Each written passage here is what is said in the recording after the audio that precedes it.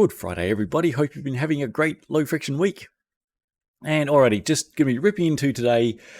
Follow up initially from last week with regards to Finish Line and their Halo product lineup that includes these micron-sized hollow tungsten spheres. Where are we at? Because there's some great comments and questions still about that particular marketing claim. And where I'm at trying to get to a better understanding with Finish Line on some of that, as well as the initial test results of the Halo immersive wax. That one's going to be interesting, as you'll see in a moment. And then just, if I've not rambled on too long with that, it'd be great to have a bit of a chat around all the stuff coming out these days with regards to immersive waxing in the Pro Peloton, and some of the chain manufacturers coming out with pre-waxed chain offerings. So that's something really groovy. Alrighty, let's delve into where we are at with Halo and the micron-sized tungsten spheres that are hollow. Alright, let's do a micro recap on our micro-sized particles. So yeah, the Finish Line, the new Halo products, they are powered by elite-grade ingredients, including spherical tungsten. Spherical tungsten features a proprietary hollow core to reduce vibration and friction caused by high-torque pedaling.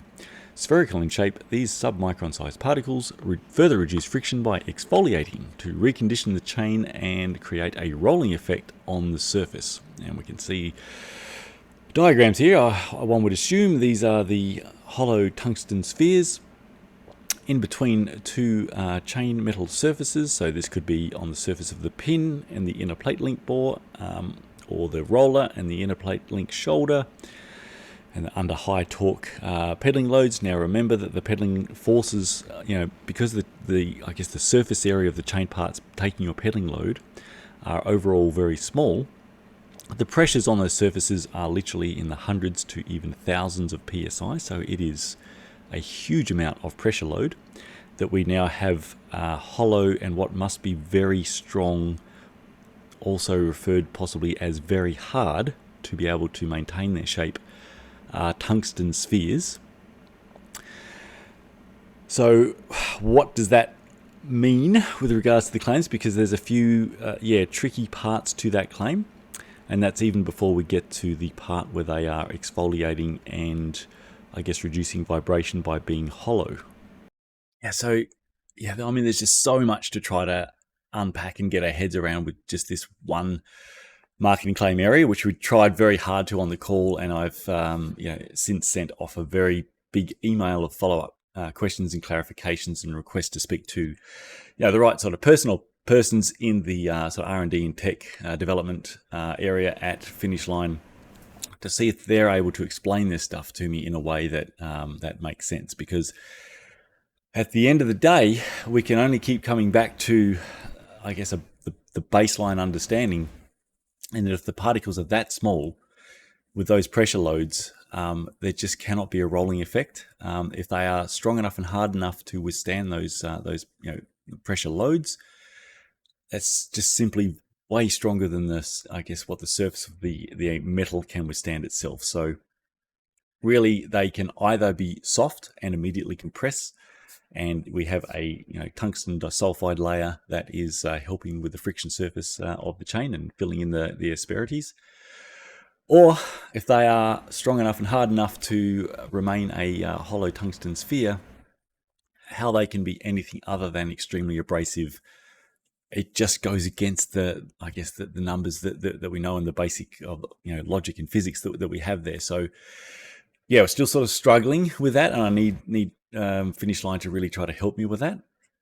And then we get, I guess, to the other part, which I haven't focused on as much because I need to understand this first part really, for it to be, for this product to be anything other than just abrasive.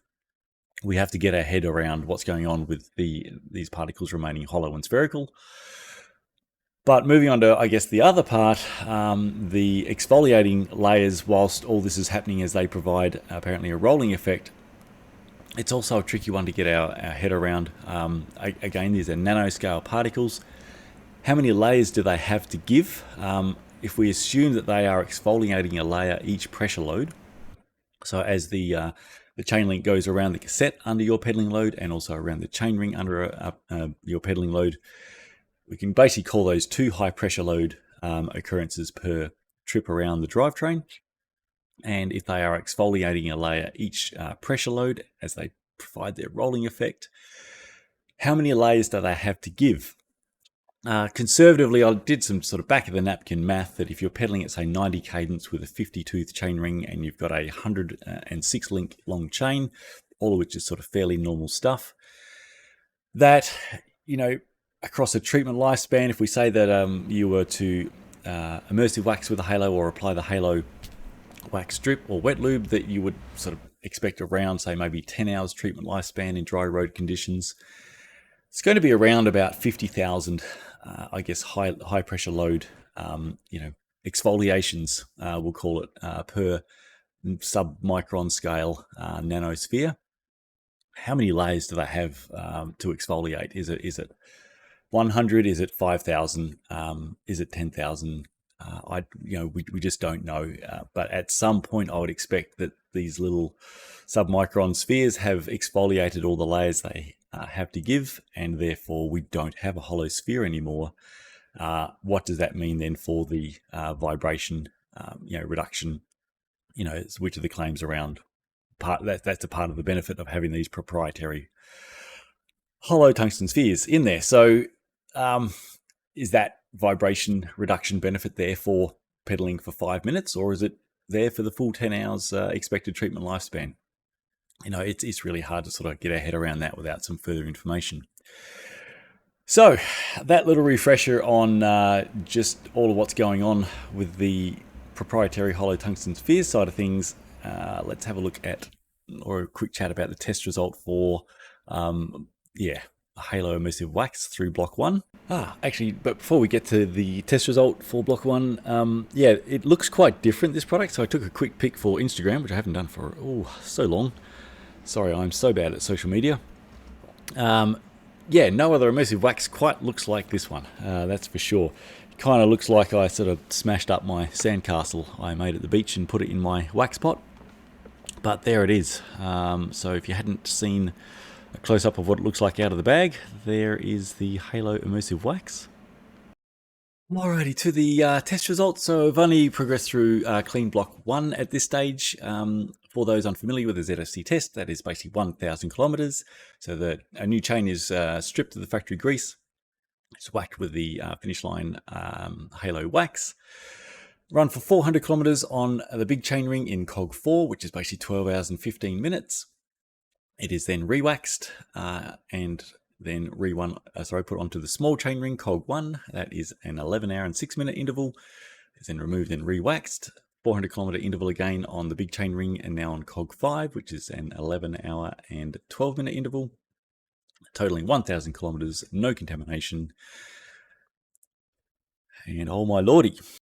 Alrighty, to the test results. So I've only progressed through clean block 1 at this stage. For those unfamiliar with the ZFC test, that is basically 1,000 kilometers. So a new chain is stripped of the factory grease. It's whacked with the finish line Halo wax. Run for 400 kilometers on the big chainring in Cog 4, which is basically 12 hours and 15 minutes.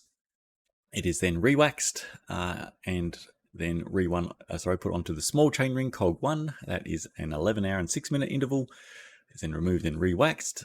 400 kilometer interval again on the big chainring, and now on Cog 5, which is an 11 hour and 12 minute interval, totaling 1,000 kilometers, no contamination. And oh my lordy. Mention again, all test intervals are at 250 watt load, which is kind of a semi-default for lubricant testing. Alrighty, we are down here at 99.7. So basically we have used up the entire chain wear allowance in block 1, which let's have a talk about that. All right, so firstly we've got to try to knock out some variables. So I've restarted the tests on a different test machine and obviously with a new chain. So what I can say is that the test on the machine that first block for Halo IM Wax was conducted on, the test that was prior to that went quite well. And the test that is on there since I've removed it and started the next test is also going quite well. So it is not like the machine is, I'm setting it to 250 watts resistance and it's asking for like 750 watts resistance, and it's pretty easy. Not that it's happened, but if I've tried the test intervals at higher loads, which I've sort of played around with a bit before, just to see how that sort of testing might go.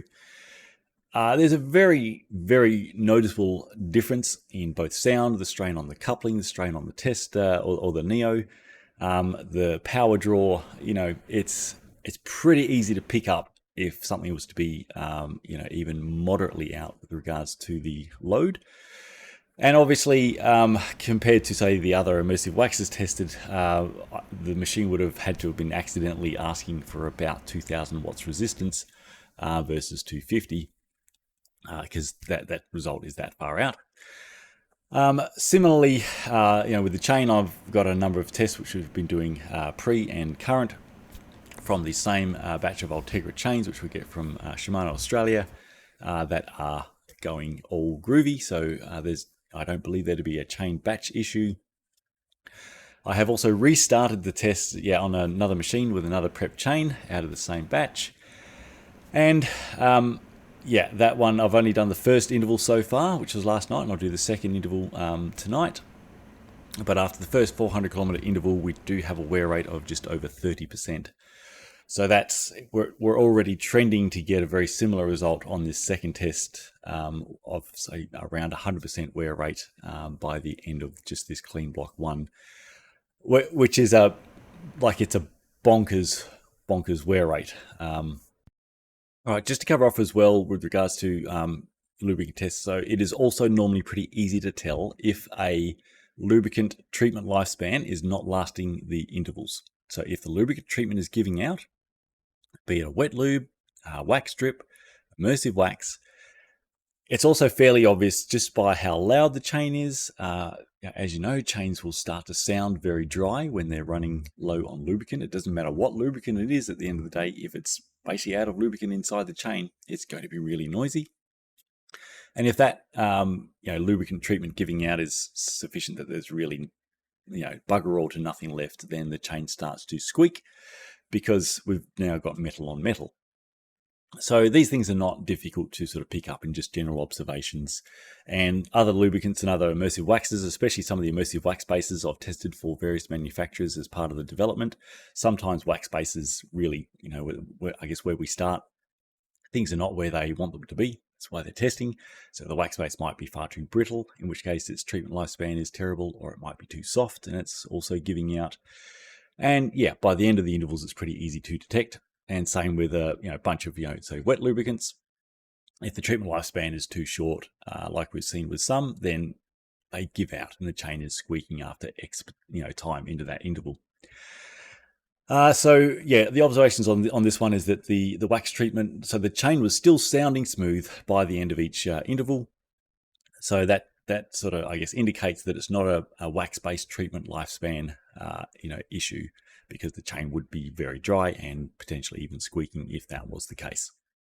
So, but despite the fact, my belief is that the treatment lifespan is not giving out, we have a higher wear rate than the test I did of a chain just stripped, no lubricant. So the no lubricant test was lower wear than the immersive wax for this test, which, holy Batman. So what that all sort of points to at the moment is that this product actually contains, I guess, exactly as marketed, hollow spherical tungsten spheres, which the concern has been that if it actually did contain that, and these are so hard that they retain their shape, that they would be extremely abrasive. Everything at the moment points to this simply being an extremely abrasive substance running in the chain. It's like I've put polishing compound or cutting compound in there as opposed to an actual immersive wax lubricant. To give some idea how off the charts where this is, the previous worst immersive wax test that I've ever done, and that includes testing just a variety of bases for manufacturers as part of their development. the highest wear rate for an immersive wax to date has been the absolute black graphene wax at 22%. And this is basically 5 times that. So, there's something really concerning going on. Right, so the initial where-tos from here. So I've emailed Finish Line with the test findings. They probably won't see that until they sort of wake up tomorrow. And I'll hopefully get some urgent input from them as to what their thoughts may be. I've also requested, just in case there is a batching issue with the product, I don't see how a batching issue could cause this rate of wear. But it kind of needs to be ruled out. So I've asked them to send me some, a bag of the Halo products. So just across the board, just send me a sample of each. This one was actually attained from an athlete in the United States. So it's very nice of them to be able to, give up some of their sponsored product to get me to test. Yeah, so we need information from them. Obviously, I want to retest another batch when I can get hold of another batch. I would like to, anyone who actually does have this, if you have the Finish Line Halo immersive wax and or any of the, the Halo line of products that you're using, can you please check how your wear rate is going? Because you might be, it's a very new product. You might not be using it for that long. You might not have thought to check your chain wear yet. So I'd be really interested to know if you're actually using it, how the chain wear is going for you. And the other part, obviously, I hope that, because I had a great call with Finish Line, even though I really struggled to get any understanding of what they were trying to get across to me with the marketing claims. But we, had a very amicable, in-depth chat, which was great. And it was a platform, then to try to get further clarification via email or a follow-up call with the tech department. I'm hoping, obviously, that this doesn't jeopardize any, sort of start of a good relationship or good chat that we've got so far with Finish Line. However, I don't work for Finish Line. I work for the cycling, public on ensuring that they know what are the genuine top best products to choose to have the lowest friction, lowest wear drivetrain, and what products potentially to be concerned about if they may cause really high wear and high friction. And the onus at the moment, I think, is on Finish Line to sort of urgently clarify for me a whole bunch of stuff around this product and what it contains in the marketing. Let's look at a retest as well. But this is where we're at the moment. And I just have to put out, a caution notice that if you have this product or are looking to try this product, to please keep a really close eye on those wear rates and please report to me how that's going. And just a quick wrap for, the Halo update here. After the chat with them last week, I really wanted this product to test extremely competitively.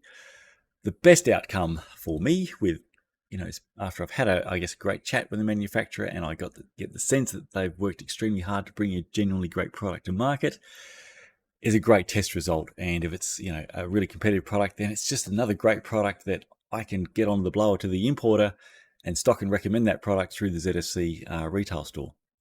So, the more great products that I can stock and recommend, it's more great products that Zero Friction Cycling can stock and recommend. It's a win-win for everybody.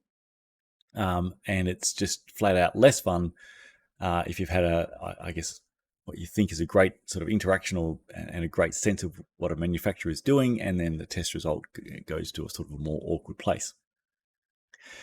So let's see if this can all be sort of turned around if we get to the bottom and discover something behind where we're at, and it's not that the product has simply got abrasive particles in it. But not to be too presumptive, but the big concern right from the gun has been that have they just included something extremely abrasive into the product, and we have the highest, most abrasive test, or the highest wear rate test that we have ever seen since I've started testing, even higher than the test with no lubrication. We've got, two ducks that have lined up in a row that we're concerned about. And that's, going to be, I think, difficult to be explained away by something else. Contradicting my test results here, that, during the chat, Finish Line did discuss, I guess, how much of their own testing that they do, both standards testing as well as field testing.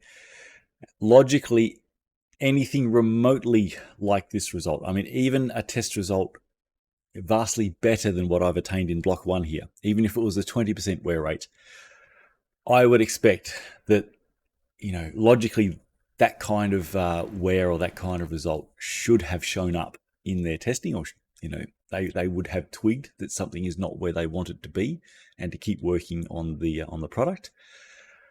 It does kind of defy logic that the product could be this abrasive, if that's actually what is the issue, and this not be picked up throughout their own testing. So yeah, obviously one of the big questions that I've already put through to them is, can they please sort of send me some stuff with regards to their own testing behind this product, and so we can try to get an understanding of what they've seen on their end that's enabled them to say, yep, this product is going to be very top of the market competitive. Let's press go on production and marketing launch, versus wearing through the entire chain in clean block 1. So we've got some really interesting stuff to try to understand, and I will update as I can from Finish Line and with the retest as we go.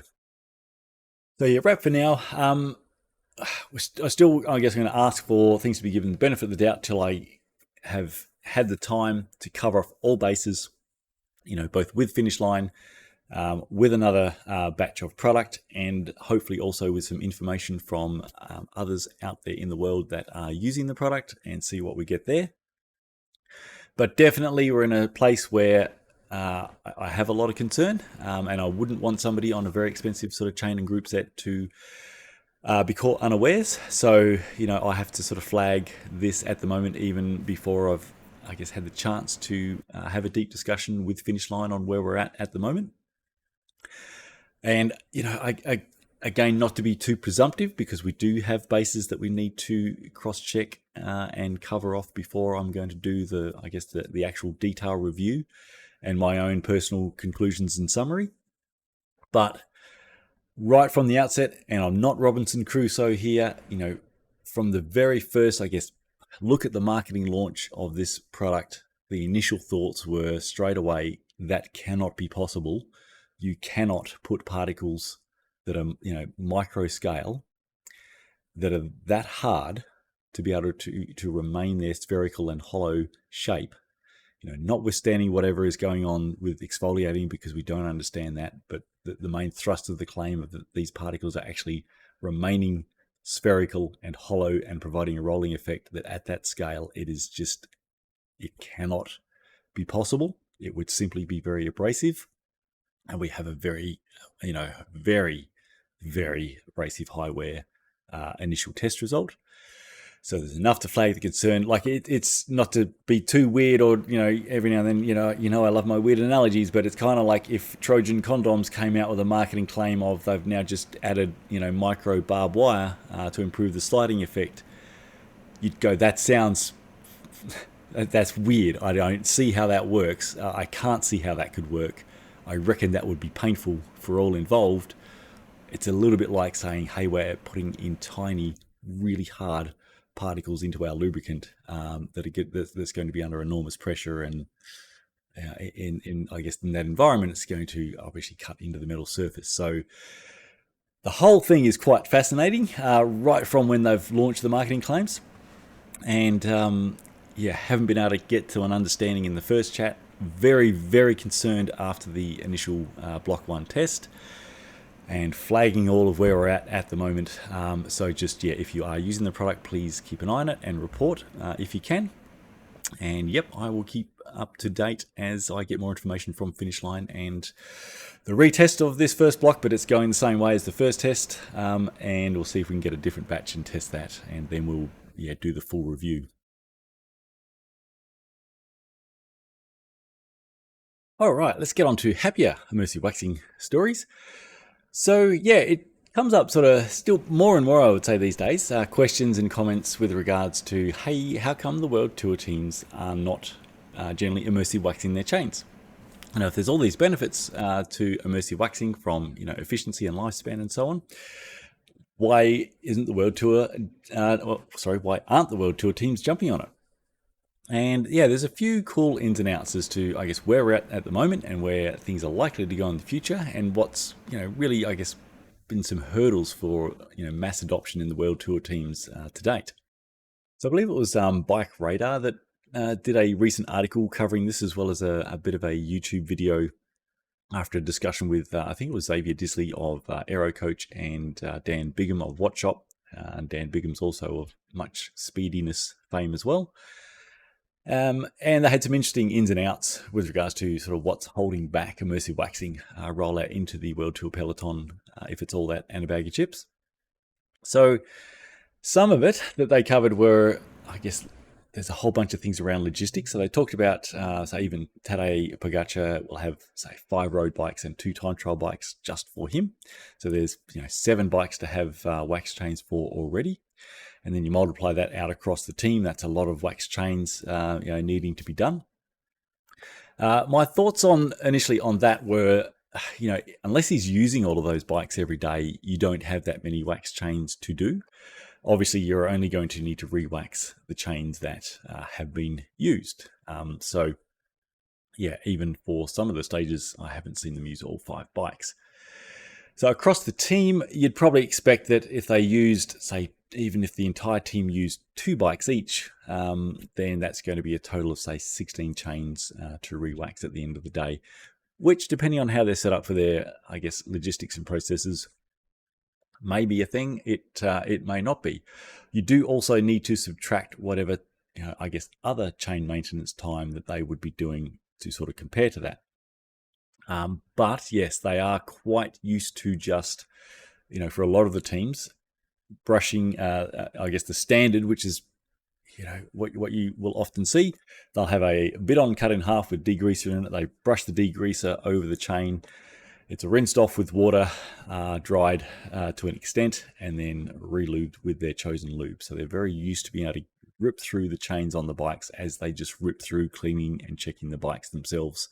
Removing chains to waxing them, it's different, and we know that things can take a little while to be adopted if they are different from decades old existing processes. There was a comment around that obviously there's a lot of jet washing of the bikes, which obviously is true, and that will blast out the wax so that you need to re-wax it. Kind of yes and no. So the wax that's bonded to the chain, especially in deep inside the chain, which is where it's really needed, that's not easily washed off just with cold water. There may be some impact if it's really blasted, but you'd have to really be blasting the chain. So maybe, but it's also not something that they couldn't just then replenish with a top-up drip wax after doing that. So there's that side. I mean, and if they're doing that as well, they're going to be, if they're jet washing the bikes such that they are blasting the wax out of the chains, and again, immersive waxes are pretty well bonded in there. They're going to have to be re-greasing a whole lot of bearings as well, because they're going to be blasting the bejesus out of their bearings. It's not like they run double contact heavy lip seal bearings with long life grease inside them. They're typically running no contact seal bearings with time trial grease inside, and they do not hold up well to being jet washed without then needing to be maintained. So if they're having an issue with their, I guess, wax chain maintenance from a jet wash point of view, they're also going to be having quite a time with their speedy setup bearings. Yes, I have heard on other podcasts now over time that concerns with, say, triathletes that they put their bike in the transition area with a wax chain. It rains heavily overnight, and then they're worried about things having gone to crap. So for the next day, rain really doesn't do anything like static. That will not wash the wax off your chain. The wax, it's not water soluble. It's not going to dissolve with water. And again, it's bonded to the chain. Rain, just if you've waxed your chain and then you put your chain out into the rain, you just have a wet but still perfectly waxed chain. What affects the wax lifespan in wet conditions is the crap that the water brings right through the chain when you're riding it. So the links are articulating, the water's running through the entire chain. Whatever abrasive crap is in there will, start to obviously abrade the wax treatment off the surface of the chain. but same as that abrasive stuff would affect negatively any lubricant that you're running at the time in those harsh wet conditions. But static on your bike, not being articulated, and it's just rain, you don't have a problem. So yeah, I don't know enough yet. I haven't done any specific testing on jet blasting my freshly waxed chain to see what that does, but I'll try to add that to the list of things I do. I do know that after I jet wash my bike after just normal, wet mountain bike rides, still a lot of wax on the chain. So they'd have to be really going hard with their jet wash to actually have an issue with their wax chain. So yeah, a little bit more to look at there, but I am skeptical at the moment that jet washing will cause a concern. There was a good point with regards to, I guess, the initial break-in that a freshly waxed chain wants before it is really in its super fast place, because it does take, temperature dependent a bit, but say around about half an hour to properly break in a wax treatment whereby you've pressed out the excess and all surfaces inside the chain are polished up to a super slippery wax coating, which is what makes them generally the fastest options out there. So, in most cases, I guess the warm-up that you do before your race takes care of that. And then they, would generally have a neutral section.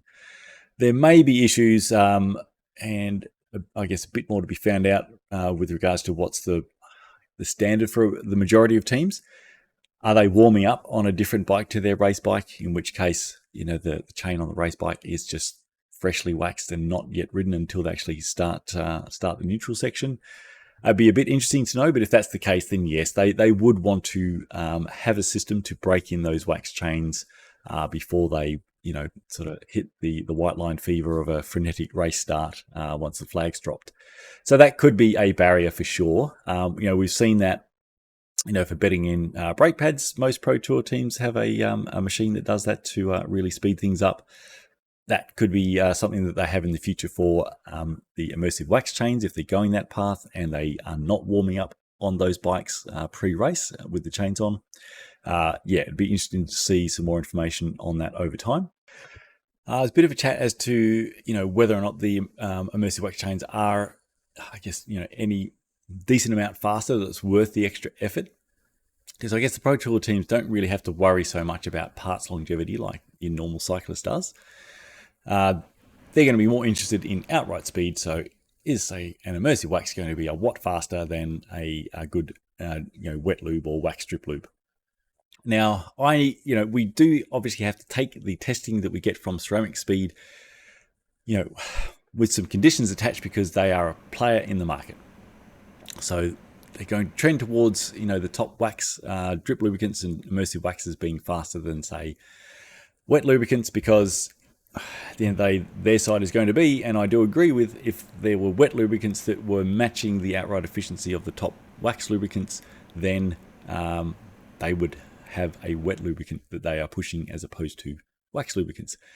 It was kind of a thing where, this whole thing with Ceramic Speed started from Jason Smith and Friction Facts, which led to then, him discovering how amazing the a food grade paraffin wax was, to then playing around with additives to make that wax even faster, which led to the ultra fast chain optimization.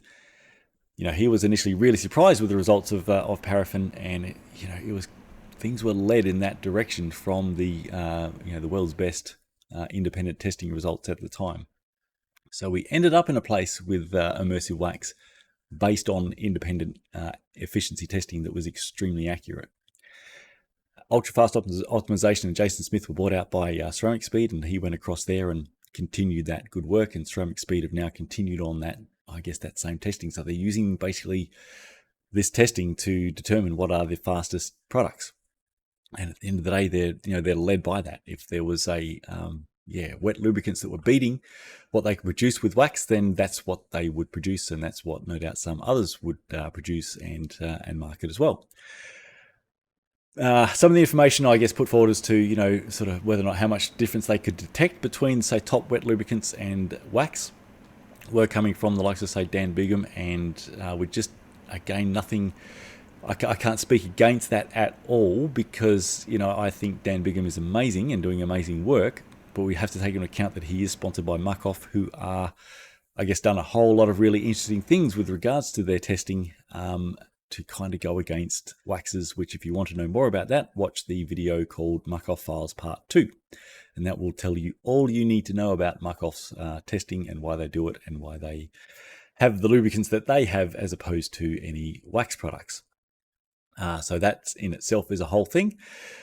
As a summary on it, we can say, or I can say with, I guess, a good degree of confidence that, I want to get the best information in this area to put out to you. I don't care what's the fastest. At the end of the day, I will sell and recommend any of the top products, be they a wet lube or a wax strip lube, and we try to help guide people as to what's the best option for them and their preferences and their cycling. So I can say that, in general, yes, some of the wet lubes are, really fast. However, they are not matching the outright pace of the top wax strip lubricants. And let's just say there's, say, on average, maybe about a watt in it. So does a watt really matter? And when the likes of, say, Dan Bigham says that, really they're not picking up a massive difference in their own testing, you're talking about a watt. It's a fairly small difference to detect unless you have, say, a $25,000, test machine set up with about $6,000 Honeywell torque sensors at each end, just focusing on the, the chain losses. There are typically greater losses than that between chain models. So, for instance, between, say, a SRAM Axis chain and a Dura-Ace 11-speed chain or a Campy 12-speed chain. So sometimes these things are hard for, those not 100% focused on this is all they're focused on to, I guess, be detecting and saying, can they pick up a difference between this wet lube and that wax lube? And at the end of the day, there's nothing really wrong if you're going to run a product that is within a watt of, and it's a wet lube and it's within a watt of, say, a top wax, immersive wax or wax strip. It's nothing to overly stress about. They're going to potentially have double that losses anyway, just by running a different chain model to somebody else, as it is. So there's that to factor in as well. But leading on from that, in a dry conditions road event,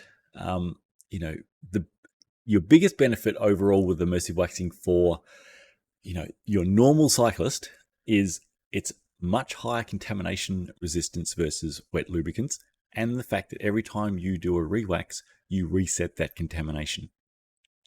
For your normal cyclist, maintaining wet lubricants is simply, to keep it low friction, low wear. Over time just becomes more of a pain. So, again, we have a very hard working part operating completely exposed to the environment.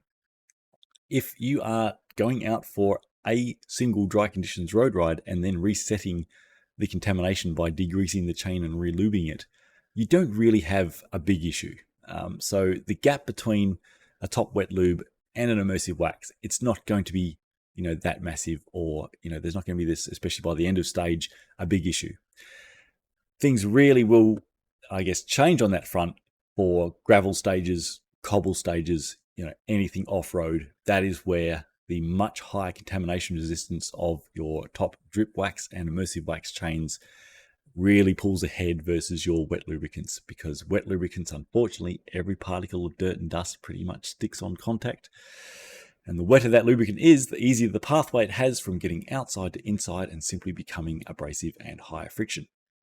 And that is just basic physics, logic, and proven ad infinitum really by sort of any testing that has done testing involving contamination.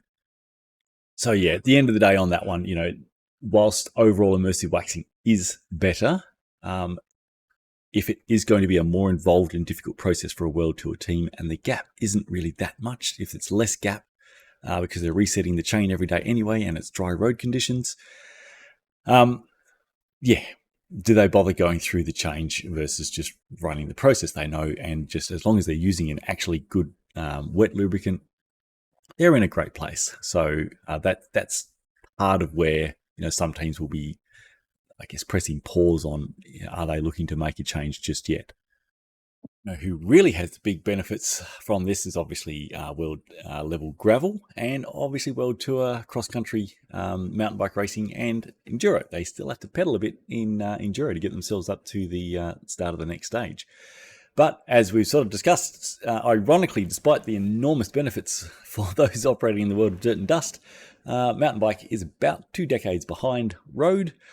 And the gravity focused side of mountain bike is probably a further 2 decades behind cross country. They will get there because it is simply too logical and too obvious for them not to get there. But holy Batman, have I seen some interesting excuses and reasons over time as to why immersive waxing is not for mountain bike or off-road. And there's no other way to put it than it is illogical and bonkers. They have so much to gain with regards to a much lower friction, and not that it matters as much to them lower wear, but just for racing at those levels, holy Batman, you're in the world of dirt and dust. Why do you have a wet lubricant on your chain? I'm going to give you a true story, keeping all, I guess, source and people anonymous. But this came from the world level, and this was in gravel. A world level athlete tested an immersive wax and concluded that they actually saw a 15 watt penalty or loss from using the wax chain. What was remarkable in this case is that they're using a crank-based power meter. So the losses are being, or I guess the power is being measured at the pedal. It is not able to factor in any drivetrain losses. To factor in the losses of your drivetrain, you would need to have a power meter at the pedal and or crank, and then one in the rear wheel, and compare the readings. And due to power meter, sort of accuracies and things like that, you get a very, very ballpark figure. It's generally not the best way to try to assess, accurately losses in your drivetrain, but you can get something. It's before the drivetrain losses. The spider or power meter in the crank, the strain gauge is right there. It is measuring directly what you are putting out through the pedal and the crank. It cannot factor your drivetrain losses at all. Chain bearings, nothing. And then after that, they tested another lubricant from another, I think it was a different manufacturer, and they found that they had a 4 watt gain in efficiency over baseline. So we've got World Tour testing losses and have a baseline using a crank-based power meter.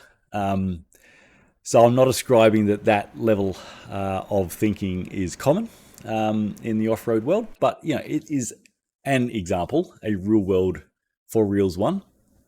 That is quite something, and I believe they are still doing that to this day. And it's one of these things where if you had your friend in your cycling group doing testing for the losses in their lubricant or chain and or drivetrain, and they're using a crank-based power meter, you'd probably go, I don't know, Fred, if that's going to work because of X. And they would probably go, holy Batman, how was I so dumb?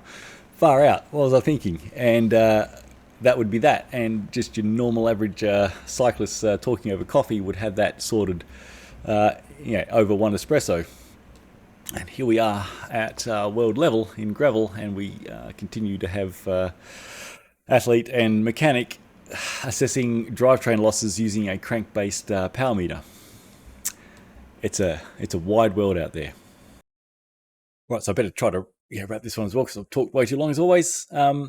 We did see at the last, I guess there's Tour de France, so I think it was Lidl Trek were going waxed with Cyclo Wax. Visma were immersive wax, and I believe it's just been announced that they are now partnered with Silka. So it was probably Silka that they were using, I would say, for the Tour de France. Again, don't know for sure, but at a guess. So we've already got a couple of teams that have gone immersive wax, and will obviously likely be down that path now. Previously, what we've seen for a long time is key riders, especially for key events and key stages, and their top domestics as well, would have a pre-wax chain from the likes of, say, Ceramic Speed or M Speed Wax or Silka, and they would use that chain, and then after that's just removed and sent back or moved to be a training chain, or it's just then relubed with whichever is their sponsor lube and just used as normal. So things are sort of going away from that for some teams to it be just becoming the full-time gig across the team. So I'll expect that to continue to expand. However, I think it's going to take longer, just because there are some logistics and changes for teams to get their head around, and they can take a little while to do that. And the benefits, whilst they're there, if it's sort of dry road condition cycling, the benefits aren't, I guess, massive enough that there's a huge driver. Like if you're going to be, say, a watt faster across the stage by being immersive wax versus a top wet lube, how hard are they going to drive to just get on that watt for everybody all the time? We've seen with other changes which still took their time, like say from tubular to tubeless, teams experimented with, say, certain riders at certain events and then the whole team at certain events, to now they're just whole hog. There were some bigger, clearer watt-saving benefits going, tubeless versus tubular, a lot of which came from the aerodynamic side, which pushed that impetus to change along a bit more quickly than what we're sort of seeing with the immersive waxing. And so, one last barrier that was a good one to cover was simply being sponsor correct. So a lot of the teams are sponsored by lubricant manufacturers that don't have an immersive wax, and so it's a bit tricky in the relationship to use an immersive wax on your key riders and key stages. It just can sort of hurt relationships and make it hard to get money from them.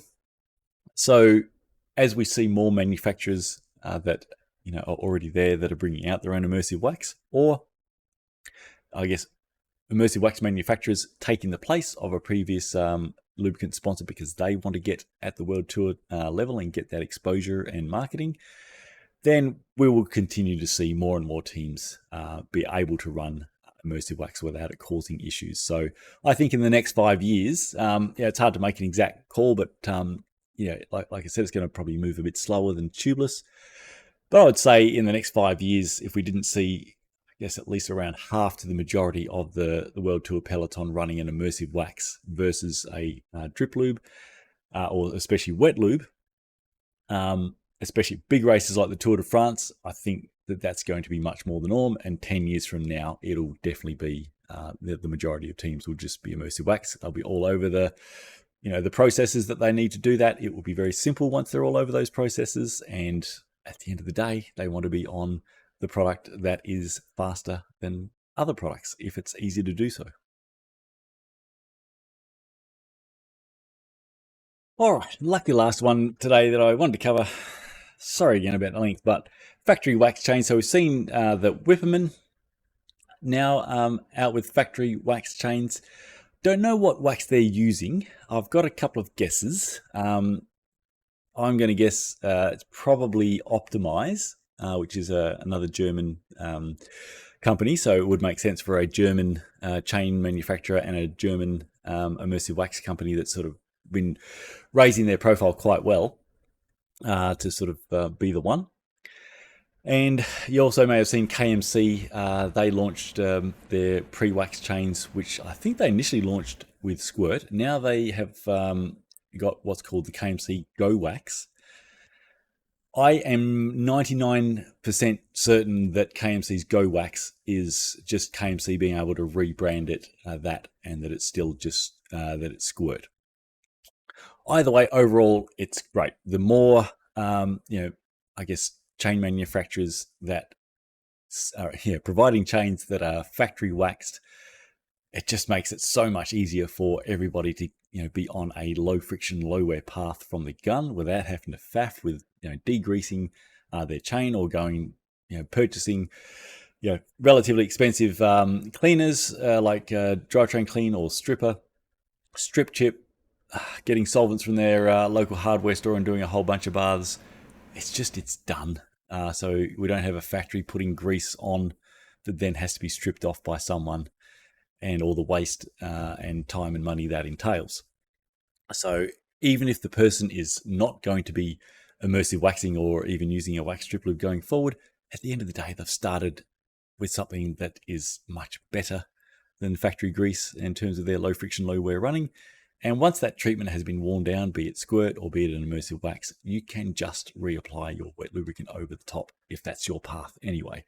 And it is typically going to run better than if you're applying a wet lube over the top of factory grease, because factory grease is just gunky and gets more contaminated. So overall, it's a great path. The main question is like, when are we going to see Shimano and SRAM potentially bring out factory wax chains? Is that imminent as well?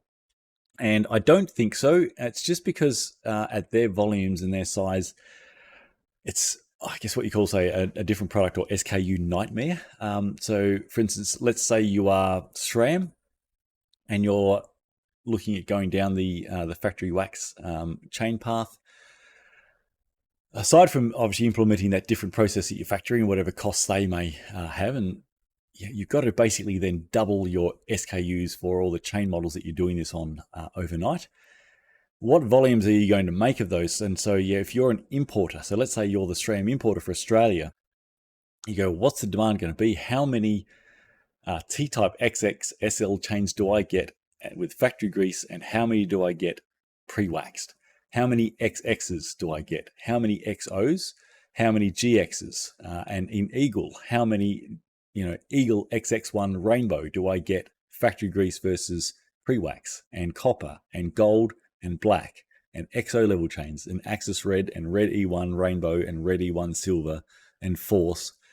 Like, it's a stock SKU nightmare to predict what volumes you should purchase. And if you under purchase, it's a pain, but that's okay. If you over purchase, then someone's got to be selling these on, or putting these up on sale after 6 months and lost a bundle. And similarly, retailers, if you're a bike store, if you're, say, Bicycle Express in Adelaide, how many factory wax red E1 Rainbow chains do you stock versus factory grease?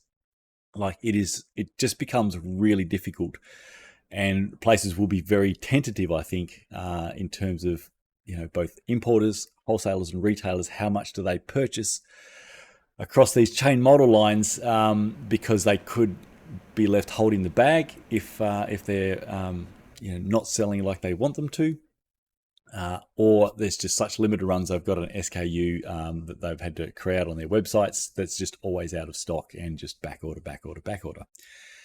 So yeah, I think like maybe one day, but we know that Shimano especially moves typically very conservatively on things. SRAM's much more, I think, likely versus Shimano to go down this path. But if they do, I think it's going to be not for a little bit, and it will be initially very limited and a slow build up from there. But maybe hopefully one day, just the option of buying the chains pre-waxed from any of the major players will just be a thing, and that will just be a better place for everybody, because you're just on that low friction, low wear path right from the gun, no matter what your lubricant choice is going to be, and you don't have to faff with all the degreasers and solvents and all the other hoo-ha. To wrap up this little spot for now, just preempting what a couple of questions may be. So there'll probably be, if I have purchased a, say, KMC pre-wax chain, and that is probably pre-wax with squirt or something very similar, and I am running, say, M-Speed wax or Silker or Rex, am I okay to just re-wax over the top of that wax? And the answer generally is that, so even though if it's squirt, and we typically haven't recommended squirt to be a product to use in conjunction with immersive waxing, because it is a different wax base, and it can just not re-wax as well over the top. However, just a treatment, run that treatment until the chain is starting to sound and feel a little bit dry. By the time it gets to that point, there is maybe a gram of wax, left on the chain, and you will re-wax over that, without having to do any cleaning, all okay. It's really when people are using, say, squirt as their top up, so they wax and they reapply the next sort of 5 relubes with squirt or smooth or something like that. There's a fair bit more build up there of a different type of wax, and re-waxing over the top of that doesn't go as well. Single treatment, run it down, and then re-wax, and you will be fine. And then just continue on whichever wax immersive wax path that you're on from there. And so likely to be the same with Whitman. I think Whitman are using an actual immersive wax as opposed to a wax drip or a wax emulsion. And even if that is a completely different immersive wax, at the end of the day, by the time that treatment is done and you're looking to re-wax, you've got like a gram. Even if it's different wax base, different friction modifier, it is really not going to have a negative impact when you pop it into hundreds of mil of your immersive wax. So for either option, just do that and all will be golden, and all good things all around. All right, that better do. Thank you for, if you watched, staying with me for another Rambling Low Friction Friday. Yeah, have a grand weekend. Olympic start, Formula One. I got a cyclocross race on Sunday. Groovy times. So yeah, I will. Yeah, look forward to your comments and thoughts, and catch you next week. And hopefully, I'll be back for updates on next Friday.